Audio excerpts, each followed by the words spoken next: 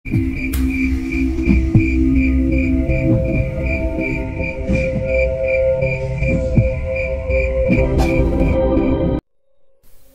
lelah aku ini. Kalau begini bisa hancur isi kepalaku, ucapku. Namun tiba-tiba ingatan bagaimana kejadian di kamarku malam kemarin muncul begitu saja. Sudah, tidur saja kak. Nanti kalau ada apa-apa aku bangunkan, kata Rini sambil memberikan bantal dengan tangannya ke arahku. Kejelasan perlahan datang membawaku pada terlelapnya mataku secara perlahan. Walaupun kejelasan datang tidak bersamanya alasan yang pasti apa penyebab utama semua ini. Apalagi, kondisi benar-benar tidak berpihak kepadaku dalam sebuah rencana besar. Malah keanehan besar juga datang mengikuti. Di sisi lain, Eris sudah mendingan. Gimana sekarang kondisinya? Kataku terbangun dan tidak sadar badanku sudah tertutup selimut. Sementara aku tidur di karpet dekat kasur ini. Sudah Kak Putra, cuman pegel aja ini badan. Barusan juga aku mandi sama ibu Kak Putra, jawab Rizka yang sedang menyandarkan badannya di atas kasur. Sudah siang juga, ucapku melihat sudah jam 9 pagi ini. Kak, bisa nggak bawa komputer semua ke rumah saja? Aku kerjain di sini aja. Aku belum berani datang ke pabrik lagi. Sebelum besok pulang pengen beres dulu, kata Rizka. Bisa Riz, nanti aku suruh Mang Toha, kataku sambil melihat handphone yang sudah tergeletak di dekat bantal dengan baterai yang sudah low juga. Semua pelanggan sudah Amang telepon Den, semuanya paham. Ini bagaimana hari ini? Isi pesan dari Mang Toha yang baru beberapa menit masuk. Bikin yang sama Mang, seharian ini aku di pabrik, balasku. Aneh kak, malam kemarin setelah melihat di leher wanita itu berdarah banyak, aku tidak ingat apa-apa. Sadar pas ibu Kak Putra ngasih minum, dan tahu-tahu bapak Kak Putra dibawa masuk ke dalam mobil, ucap Rizka. Maaf ya Riz soal itu. Aku juga tidak mengerti semua kejadian berjalan dengan cepat kemarin malam, kataku sambil berdiri dan berjalan keluar kamar. Bi Ima yang melihatku keluar sedang duduk bersama Rini di dapur, dan aku langsung berjalan mendekat ke arahnya. Bapak, kataku, dibawa berobat sama ibu Kak, jawab Rini. Berobat kemana? Tanyaku sambil duduk dan menerima air minum dalam gelas yang Bi Imah berikan. Katanya ke orang sana ya Bi, kata Rini. Kesana Den, ke orang yang ngasih air kemarin. Tadi juga Rizka sembuh gara-gara Mang Ujang duluan kesana. Sekarang malah bapak yang semakin... Maaf Den, semakin parah, kata Bi Imah menjelaskan. Susah kalau sudah kena pengaruh Ujang ini, kataku mengeluarkan rokok yang hampir gepeng, karena ternyata semalam lupa aku keluarkan dari dalam celana. Jangan mikirin itu dulu. Semua sadar sekarang kondisi begini. Dengar Kak, urus dulu pabrik sama renovasi. Lagian besok aku pulang sama Rizka. Kalau bisa semua beres hari ini, kata Rini menatap ke arahku dengan sangat serius. Iya, mana lagi begini kondisinya. Bisa bareng aneh kadang, ucapku sedikit kesal menerima kenyataan hari ini. Bi, tolong cas ya handphone aku di kamar, ucapku langsung berdiri. Karena ucapan Rini selalu ada benarnya. Tanpa berlama-lama aku segera berjalan ke arah kamar mandi. Bahkan cukup lama, karena pikiranku mengajak paksa untuk menyelesaikan masalah ini dengan cepat. Penasaran, siapa perempuan itu? Kataku dalam hati. Selesai mandi, aku segera pamit kepada Bi Imah, bahkan tidak sempat sarapan, karena nanti akan pulang lagi ke rumah sambil membawa komputer dengan Mang Toha. Sudah Den, kalau mau bawa komputer, kata Neng Rini, ini pakai mobil dulu saja, ucap Bi Imah sambil memberikan kunci kepadaku. Setelah masuk ke dalam mobil dan tidak lama memanaskan mesinnya, aku segera mengendarai menuju pabrik dan Bi Imah membuka gerbangnya. Beberapa kali aku sadar dengan pikiranku yang sedang kacau saat ini. Apalagi semua beban berada di atas pundakku, bukan tentang pabrik saja, tapi soal bapak. Mobil Pak Karta, ucapku ketika melihat satu mobil yang tidak asing terparkir di luar halaman pabrik. Segera aku berhenti tepat di belakang mobil Pak Karta, dan terlihat satu-satunya orang tua sedang sibuk sekali mengatur para pekerjanya yang sedikit bisa mengobatiku pagi ini. Setelah melihat kedatanganku, Pak Karta hanya melambaikan tangannya ke arahku. Sementara Mang Deden, aku lihat sedang berada di ruang penyimpanan. Kelihatan sekali Den, muka Den Putra sebagai ini sudah kusut. Semangat sepertinya hilang. Masa kalah sama orang tua modelan bapak ini? ucap Pak Karta bercanda dan memberikan tangannya untuk bersalaman denganku. Gimana? Lancar Pak? Tanyaku sambil tersenyum. Lihat saja kemungkinan bakalan lebih cepat Den. Apalagi ini pabrik sudah waktunya sekali direnovasi. Tapi kalau misalnya ada yang tidak produksi, kenapa harus setengah kemarin itu saya susah buat pindah terpal di sana? Kata Pak Karta. Maksudnya Pak? Belum paham aku. Jawabku sambil mengikuti Pak Karta berjalan ke arah dalam pabrik. Istriku dengar kabar di pasar kota. Tahu Aden malam kemarin pada busuk katanya. Tahu Pak, jasa. Ya siapa lagi kalau ini pabriknya? Kenapa bisa begitu? Kalau karena pembangunan ini sudah diusahakan tidak mengganggu Den. Kata Pak Karta serius sambil memperlihatkan hasil kerjanya. Aku benar-benar kaget dengan ucapan Pak Karta. Apalagi kabarnya sudah sampai ke pasar kota. Iya Pak, kemarin malam biasalah ada masalah. Tapi tidak sampai busuk juga, jawabku. Begini Den, kita sama-sama mengerti Bapak bukan 1-2 kali renovasi begini. Kalau benar seperti cerita anak-anak soal seramnya pabrik ini sepertinya bohong besar. Buktinya renovasi lancar-lancar saja. Berarti dari hal lain Den, kata Pak Karta, seperti sudah memahami apa yang terjadi di pabrik. Bapak tahu juga kan gimana dulu dan sekarang, jawabku. Tahulah Den, dari Aden kecil sudah kenal sama bapak Aden saya ini, jawab Pak Karta. Tuh, kasihan Mang Toha. Dari tadi nunggu Aden, sana temui dulu. Urusan ini kalau Bapak Jaya tanya, bilang aja udah aman, sesuai rencana ya, jawab Pak Karta sambil berjalan begitu saja. Aku tidak langsung menghampiri Mang Toha yang sudah membawa kopi ke teras belakang. Bahkan aku sedang berjalan ke arah pembungkusan, di mana malam kemarin kejadian aneh terjadi yang membuat pabrik harus menelan kerugian yang cukup lumayan dari segi nominal.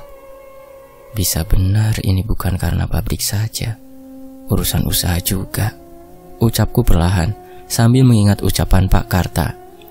Bahkan melihat sekeliling ruangan pembungkusan, tidak ada yang membuatku merasa aneh seperti malam kemarin.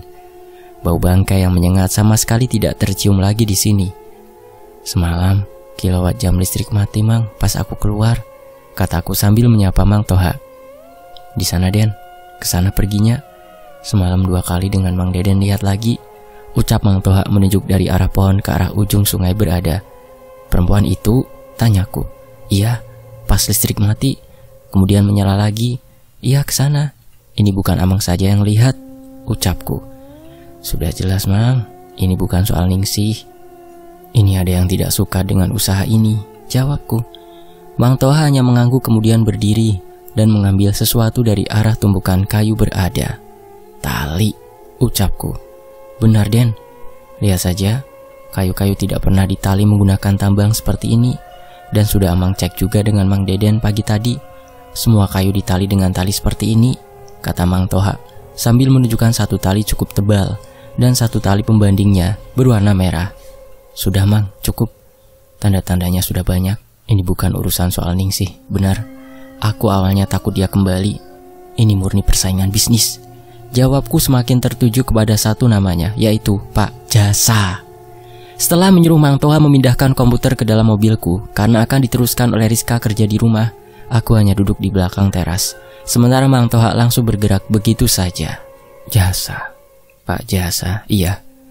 Nama itu berkali-kali Mang Toha dan Mang Abi sebut.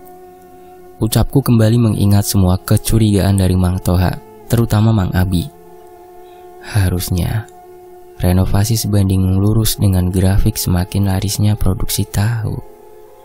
Tapi ini lain, malah sebaliknya. Beberapa batang rokok aku hisap dan tidak terasa sampai kopi sudah habis setengah gelas. Barulah Mang Toha berjalan ke arahku. Malam ini Aden tidak perlu ikut ke pasar. Biar Amang saja dengan Mang Abi, kasihan, kata Mang Toha. Tidak Mang, aku penasaran sama sosok yang suka ikut ke mobil itu, kataku dan terlihat Mang Toha begitu kaget. Mang Abi sudah cerita Den, jawab Mang Toha. Sudah semalam Mang, ucapku. Syukurlah sekarang orang-orang lama di pabrik ini sudah melihat wujudnya Den. Aden harus segera bergerak, apalagi bapak mulai sakit kan, Amang dengar dari Bi Imah.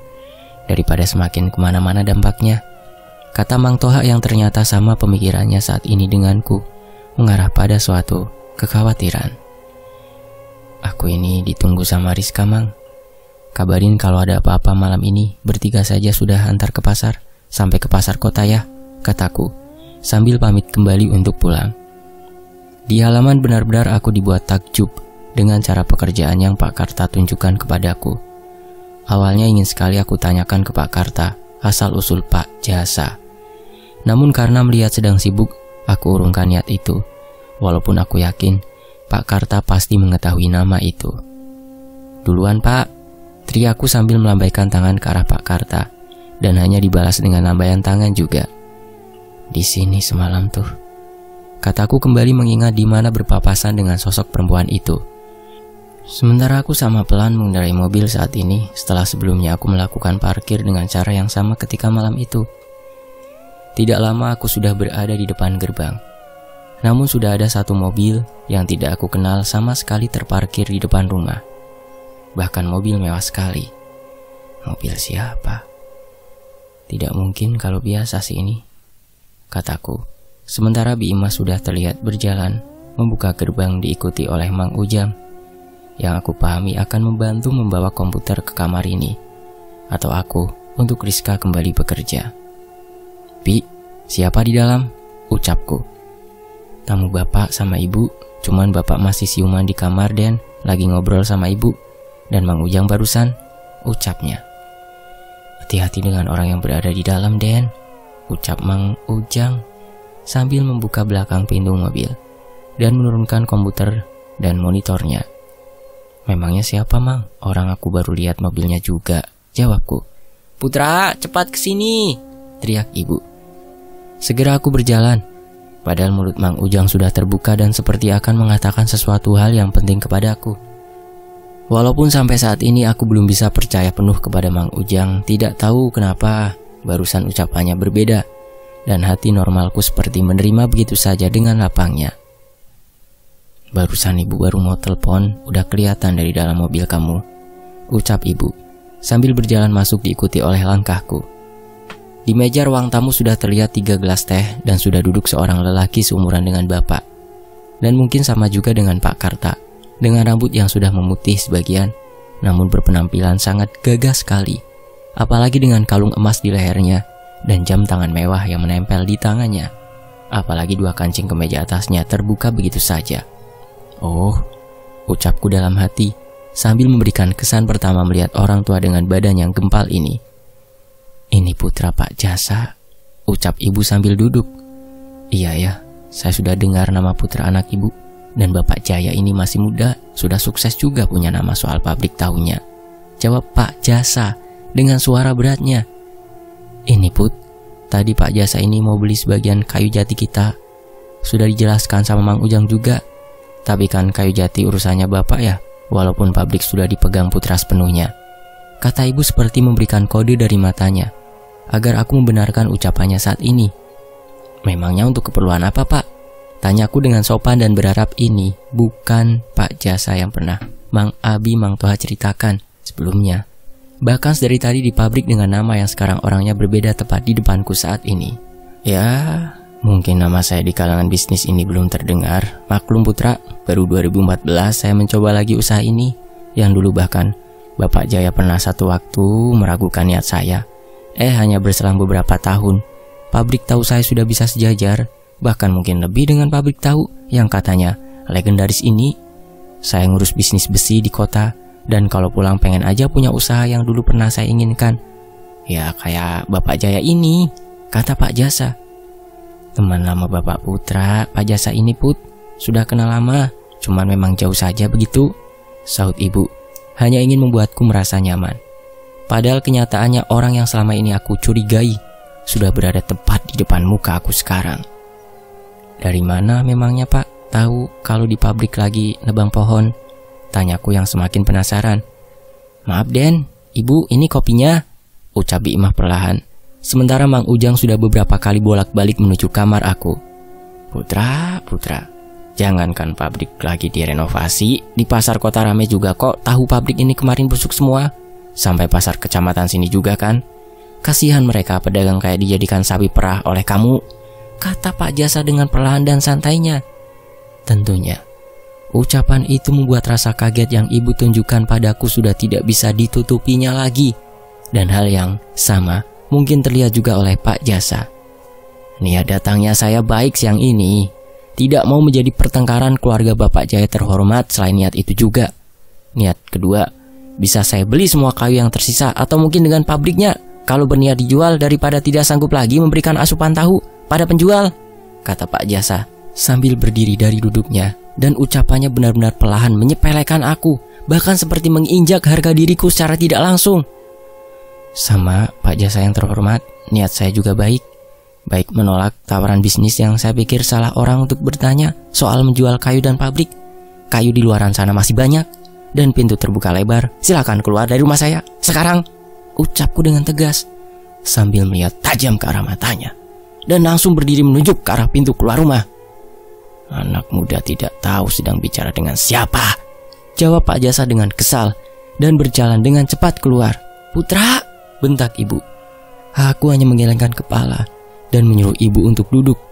Bibi, cepat buka pintu gerbang, ucap ibu dengan keras ke arah Bi Imah sedang duduk di dapur.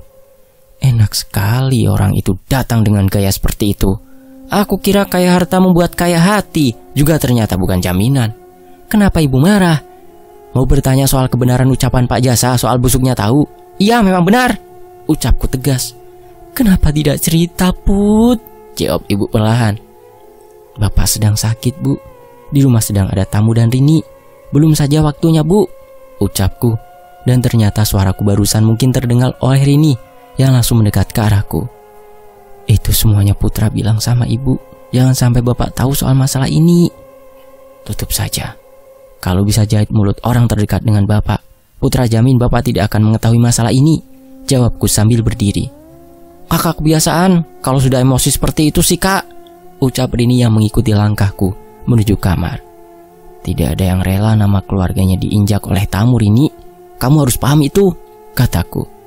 Iya ya, sudah dalam ada Rizka malu. Rizka jangan sampai tahu baru saja sembuh, jawab Rini.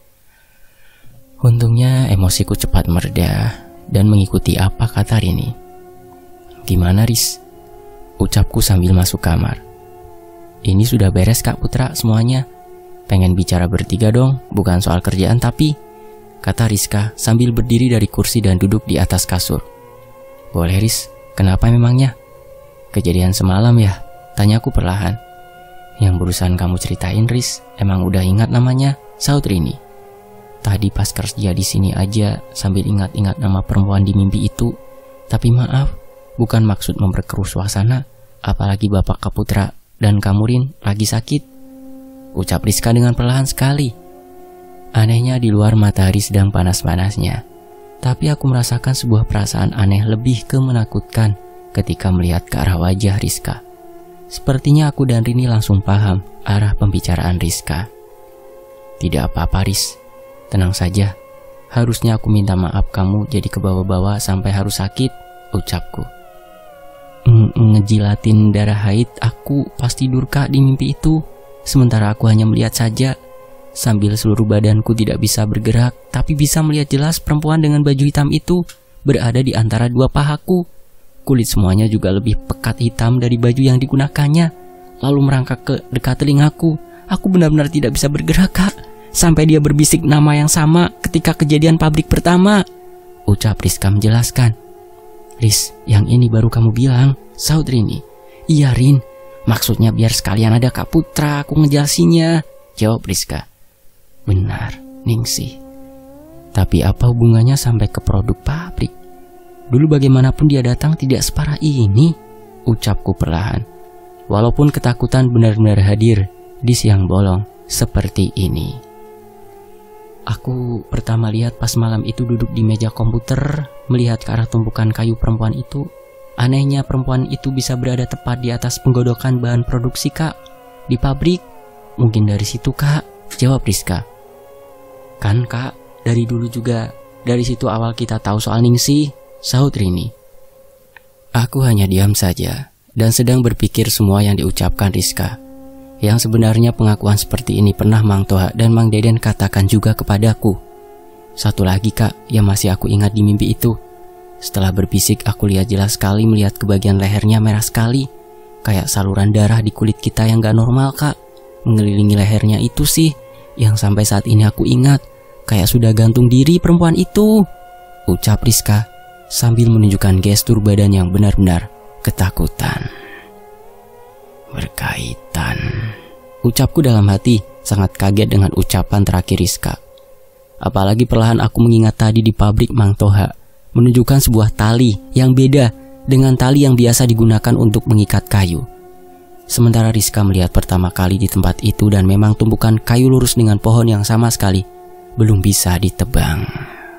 Iya, Ningsih berarti, Kak. Tapi dari dulu kita hanya tahu Ningsih tidak ada kaitannya dengan gantung diri, Kak. Apalagi sama kejadian di dalam pabrik, kata Rini. Aku sih hanya disuruh ngabisin 1 botol air minum itu sama Ibu Kak Putra. Dan memang lumayan membaik kok, gak ada aneh-aneh lagi. Cuman mumpung masih di sini, siapa tahu apa yang aku ingat jadi mempermudah masalah Kak Putra. Apalagi renovasi sedang berjalan juga, jawab Rizka. Oke Riz, makasih banyak banget. Besok aku ke bank juga buat nabung, sekalian transfer invoice dari kamu ya. Ucapku yang berniat memberikan lebih karena kejadian kemarin. Santai aja, lagian besok aku ke kosan Rini juga sebelum pulang ke rumah di kampung, jawab Rizka. Segera aku telepon Mang Toha untuk membawa komputer kembali ke pabrik. Setelah mendengar saran dari Rizka, bisa dibawa oleh 2 orang dan Mang Toha langsung berangkat dengan salah satu pekerja. Gampang, nanti aku jelasin ke Mang Toha, pasti bisa sendiri pasang lagi, ucap Rizka sambil aku bantu membereskan kembali komputer yang sudah siap digunakan. Di sisi lain, sudah 3 kali lebih aku bolak-balik kamar bapak dari siang sampai sore hari. Sementara urusan pabrik lebih sering aku gunakan handphone untuk berkomunikasi. Apalagi komputer sudah terpasang kembali. Rini dan Rizka lebih banyak aku lihat di dalam kamarnya. Soal kejadian barusan pagi, ibu minta maaf Put, kata ibu yang duduk di sebelah bapak sore ini. Putra tidak suka saja dengan ucapan Pak Jasa itu, Bu, jawabku. Ibu juga kaget, bahkan sudah puluhan tahun tidak mendengar kabarnya, tiba-tiba datang bertamu, kata ibu. Ini sudah hampir 24 jam lebih, bapak tidak bangun-bangun. Ibu ambil tindakan apa? Tanyaku. Orang pintar yang ibu dan Mang Ujang ketahui, anehnya tidak mau datang ke rumah. Jadi dilihat jarak jauh Put, soalnya mau ke dokter juga, kata Rini dan Rizka, ini bukan penyakit medis. Tapi sesekali kenapa masa lalu itu tidak pernah pergi ya Put? Malah katanya soal Ningsih belum selesai, ucap ibu sambil meneteskan air matanya. Kata dia apa yang belum selesainya Bu? Tanyaku yang mencoba lebih pada sisi kasihan ibu dan bapak orang tuaku, walaupun dalam segi pemikiran dan percaya kepada hal-hal seperti itu berlawanan dengan aku. Sederhana sekali Put, temui saja keluarganya, siapa tahu memang masih ada yang mengganjal, dan mungkin dari situ bisa jadi titik awalnya, ucap ibu. Kalau ini aku setuju sih Bu, jawabku. Bi Imah aja yang satu kampung ya, walaupun keluarga Ningsih di ujung banget selatan sungai pembatas pabrik itu kan, nyambung jauh banget ke kampung Bi Imah juga. Sudah susah menemui keluarganya Put, kata ibu menjelaskan. Nanti coba Putra bicara pelan-pelan sama Bi Imah ya Bu, jawabku. Aku lebih banyak menjelaskan keadaan pabrik kepada ibu dengan perlahan, agar membuat ibu lebih mengerti, dan tidak lupa juga semua kejadian yang aku bilang kepada ibu. Hanya soal perempuan hitam itu saja sudah membuat ibu seperti ingin menangis. Untungnya kembali merasa tenang dengan kabar renovasi. Aku melihat jam di kamar ibu, sebentar lagi maghrib. Sementara Bi Imah sedang mencoba untuk memasukkan air minum ke mulut bapak. Anehnya, normal saja seperti biasanya. Namun terlihat dari raut wajah bapak seperti menahan mual. Sudah dulu Bi, sepertinya mual bapak, ucap ibu. Iya Bu, ini belum habis 1 gelas juga, jawab Bi Imah yang memang hanya menggunakan sendok makan saja, menyuapi air minumnya. Beberapa kali badan bapak bergetar dengan kencang di atas kasur, yang membuat aku, Bi Imah, dan ibu benar-benar kaget. Kenapa ya? Kata ibu. Baru pertama Bu seperti ini, dari semalam tidak begini, jawab Bi Imah mulai panik. Setelah 3 kali bergetar seperti barusan, benar saja apa yang dikhawatirkan ibu. Bapak muntah dengan sangat banyak, walaupun yang keluar dari mulutnya kebanyakan air. Astagfirullah Bi, kenapa ada belatungnya begini? Ucap ibu kaget yang sedang menahan kepala bapak. Bi Ima langsung berdiri dan berjalan keluar kamar. Dengan cepat membawa plastik dengan tangan yang sudah dimasukkan juga ke dalam plastik satunya. Kemudian mengambil satu persatu belatung yang ternyata cukup banyak. Anehnya, ketika muntahnya bapak, aku sama sekali tidak melihat belatung keluar dari mulut bapak. Bisa sama dengan pabrik, ucapku dalam hati. Bi Ima kemudian keluar dari kamarnya, dan nafas bapak mulai sama dengan kejadian Rizka, sangat berat dan terdengar kencang.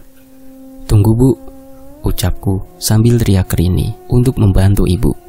Aku berjalan ke dapur, sementara berpapasan dengan Mang Ujang yang berjalan ke kamar dengan baju yang lumayan kotor, karena sudah merapikan halaman belakang. Besok sisa kayu akan dipindahkan ke rumah. Bi, ucapku ketika sampai di dapur dan Bi Ima sedang membuatkan air hangat untuk bapak. Iya Den, gimana? Jawab Bi Ima. Sementara di luar langit mulai berubah menjadi hitam karena waktu maghrib juga sudah terlewati.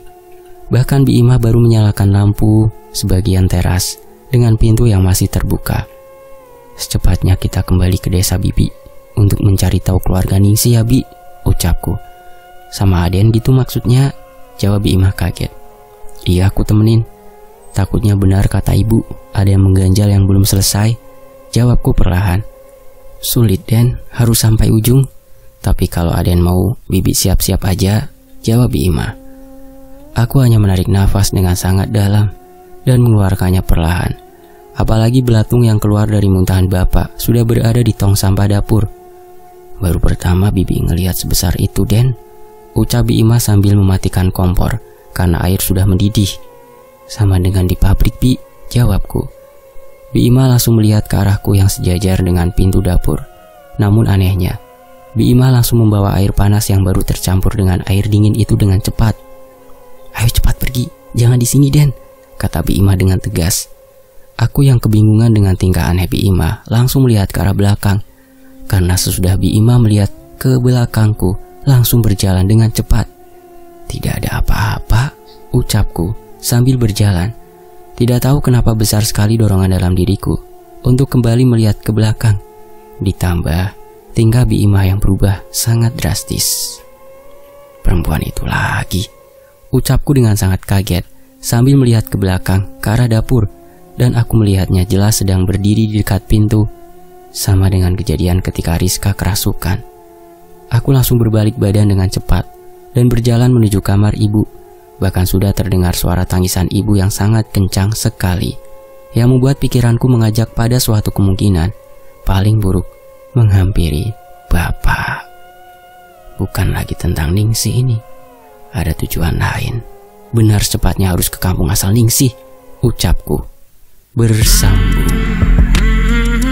Tidak ada lagi pilihan putra untuk menyelesaikan kembali apa yang pernah terjadi, apalagi pertanda sudah menjadi nyata. Pabrik sudah merasakan hal aneh yang sebelumnya tidak pernah terpikirkan akan terjadi seperti ini. Saksi bukan tentang lagi dirinya sendiri, melainkan semua orang terdekatnya. Apakah ini tentang Ningsih semata dan masa lalunya atau ada tujuan lain dari semua ini? Kita akan berjumpa lagi di bagian berikutnya. Pabrik Tahu Keluarga, sebuah kisah misteri turun-temurun. Dan terima kasih juga buat teman-teman yang sudah menyimak bagian sebelumnya dari ini. Nantikan bagian berikutnya ya. Saya pamit dulu. Wassalamualaikum warahmatullahi wabarakatuh. Alhamdulillahirrabbilalamin.